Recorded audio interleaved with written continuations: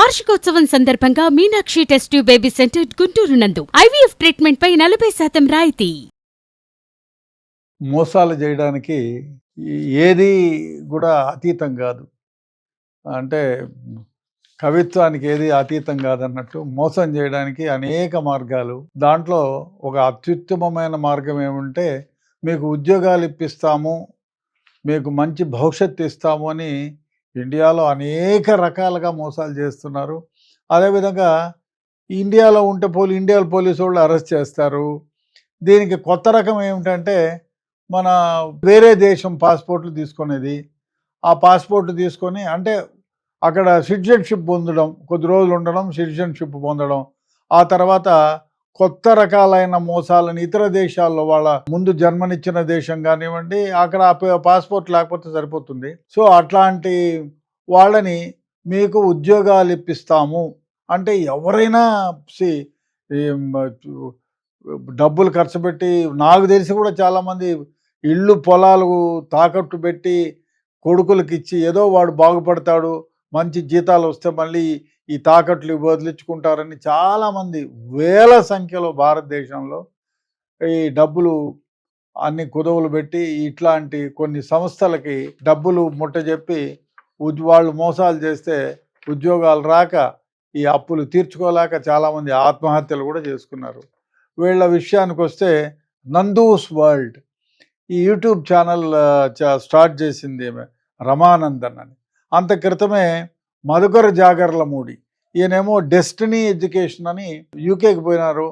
లండన్లో ఉండి కొద్ది రోజుల తర్వాత వాళ్ళు అక్కడి పాస్పోర్ట్ హోల్డర్స్ అయినారు సిటిజన్షిప్ తీసుకొని.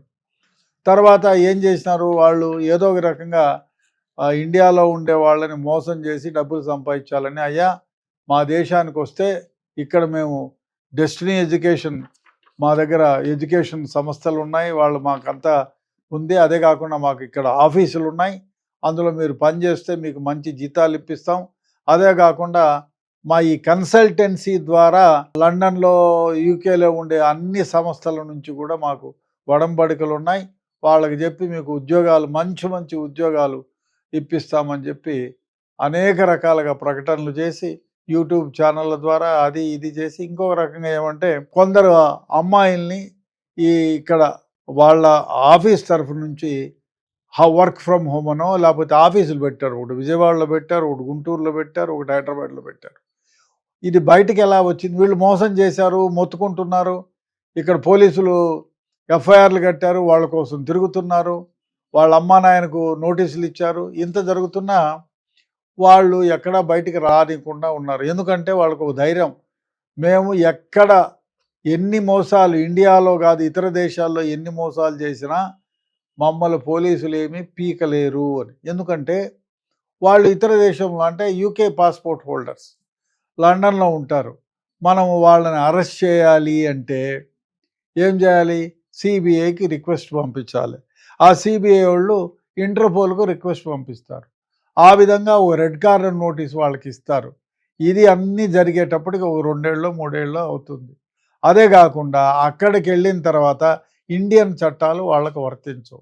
మనం ఏదన్నా పెద్ద ర్యాంక్ ప్రైమ్ మినిస్టర్ ర్యాంకులో కలుగజేసుకొని ఈ పెద్ద తతంగం వాడు ఇండియాకు మోస్ట్ వాంటెడ్ క్రిమినల్ అని చెప్పి ఒడంబడిక ప్రకారం తీసుకురాగలిగితే తీసుకురావచ్చునేమో. ఎందుకంటే ఇప్పుడు విజయ్ మల్య అట్లే వెళ్ళిపోయాడు, ఆయన అంతే యూకే పాస్పోర్ట్ హోల్డర్, ఆయన ఏం పీకలేము. వందల వేల కోట్లు తీసుకొని వెళ్ళిపోయాడు. ఆయన ఆస్తులు అవి ఇక్కడ వదిలేసి వెళ్ళిపోయాడు. చాలా ఆస్తులు అక్కడ కూడబెట్టుకున్నాడు. అదేవిధంగా నీరవ్ మోడీ, వీళ్ళంతా ఇట్లా చాలామంది, వీళ్ళతోడు చాలామంది మోసాలు చేసి అక్కడ పాస్పోర్ట్ హోల్డర్స్, వీళ్ళని ఇండియా చట్టాలు వర్తించవు వాళ్ళకి. అందువల్ల మధుకర్ జాగర్లమూడి, రమానందన్ వీళ్ళు పెద్ద ప్లాన్ చేసి భారతదేశంలో ఉండే వాళ్ళకి అడ్వర్టైజ్మెంట్లు ఇచ్చి అదేవిధంగా ఒక అమ్మాయిని నియమించారు ఇక్కడ. ఆ అమ్మాయి ద్వారానే బయటకు వచ్చి, ఇంకా చాలామంది అమ్మాయిలు ఉంటారు, అబ్బాయిలు ఉన్నారులే, విజయవాడ ఆఫీస్లో, గుంటూరు ఆఫీస్లో, హైదరాబాద్ ఆఫీస్లో. ఈ అమ్మాయితో ఎడ్యుకేషనల్ ప్రకటనలు ఇప్పించి వాళ్ళు ఇప్పిస్తే డీటెయిల్స్ తెచ్చుకొని ఈ మధుకర్ ఈ అమ్మాయికి పంపించేవాడు.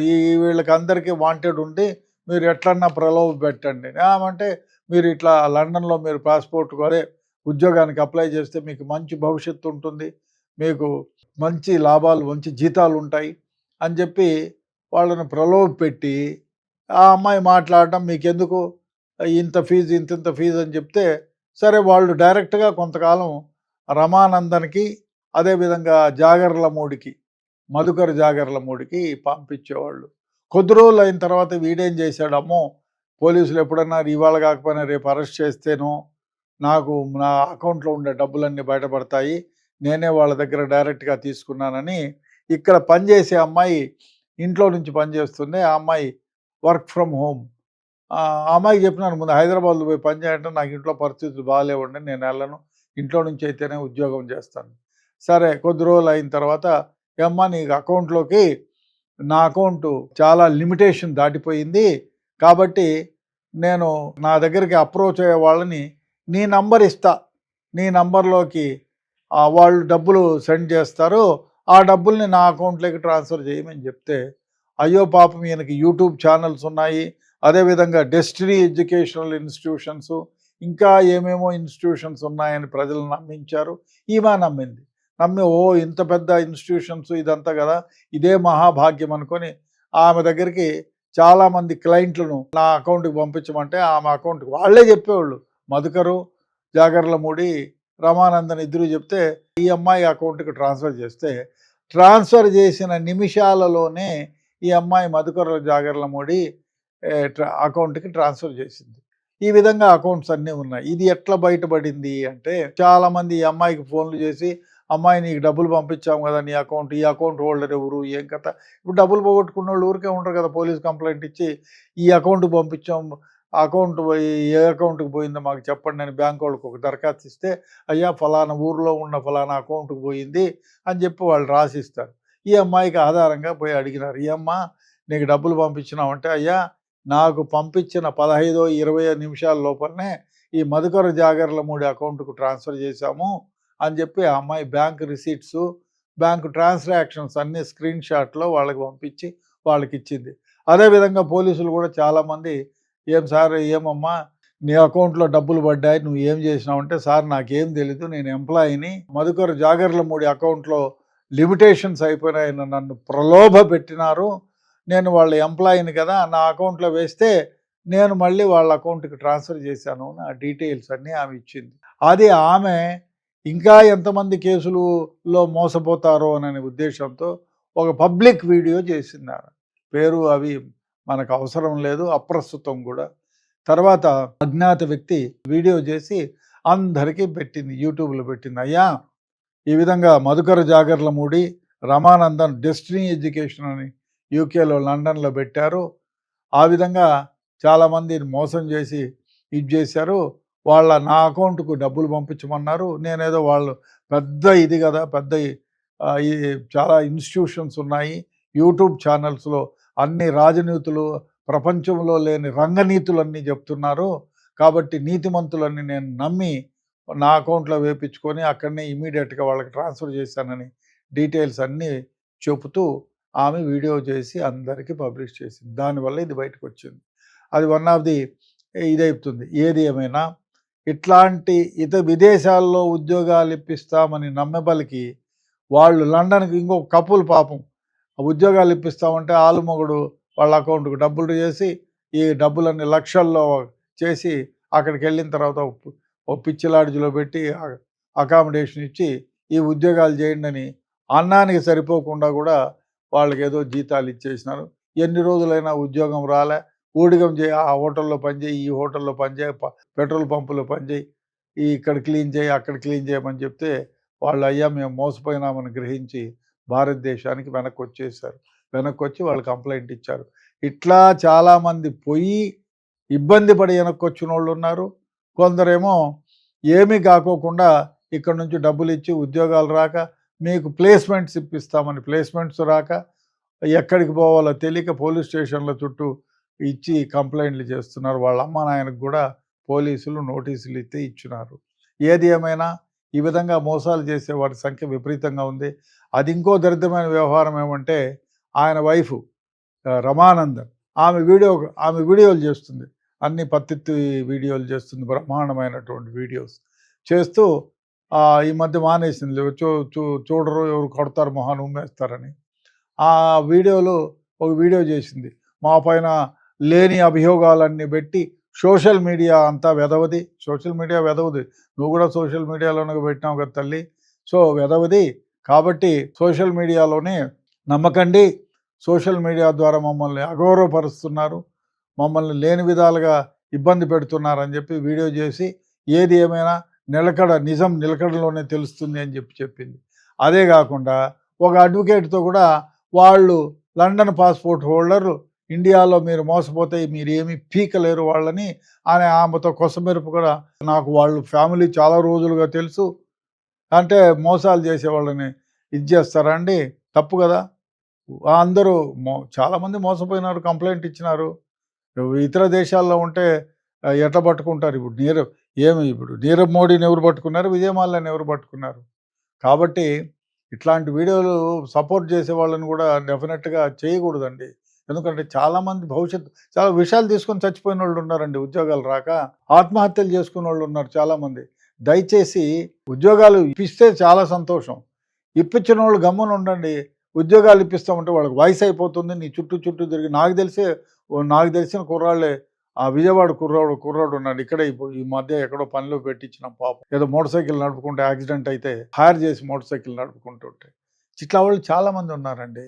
ఎందుకంటే ఉద్యోగాలు ఇప్పిస్తామంటారు, డబ్బులు ఇప్పించుకుంటారు, లేదు ఆ కంపెనీనే ఎత్తేస్తారు, వాడు ఎక్కడ ఉన్నాడో అడ్రస్ తెలియదు. ఎన్నిసార్లు ఊరు మారిపోతున్నారు. ఇట్లా ఏం చేస్తారు చివరికి?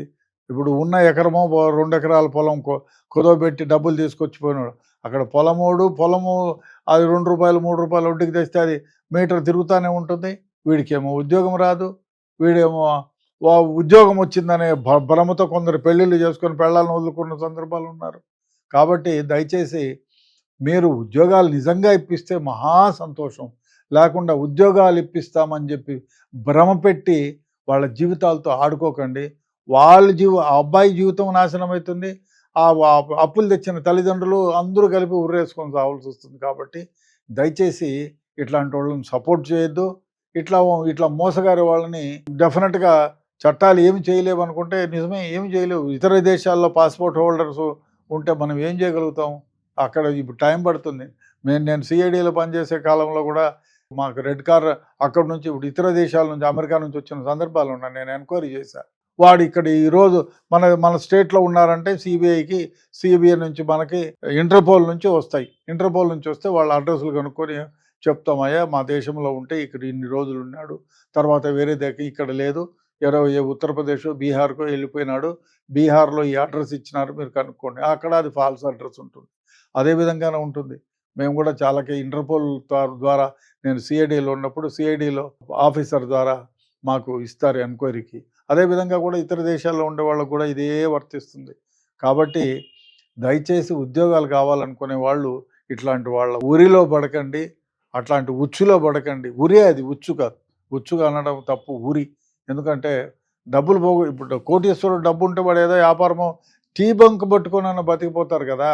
అది లేనోడే కదా ఇల్లు బొల్లో ఏదైనా పెళ్లి చేసుకోవాలంటే వాడు కట్టం తీసుకున్న డబ్బుల్లో, లేకపోతే ఆ నగలో కుదవబెట్టి ఏదో చేసి అమ్మో ఉద్యోగం ఇస్తే నేను బతికిపోతాను అని చెప్పి చేసింది. చాలామంది అత్తమామలు కూడా మా అల్లుడికి ఉద్యోగం వస్తే నా కూతుర్ని పువ్వుల్లో కాళ్ళల్లో పెట్టుకొని సాగుతాడని చెప్పి డబ్బులు ఇచ్చిన సందర్భాలను నాకు తెలుసు.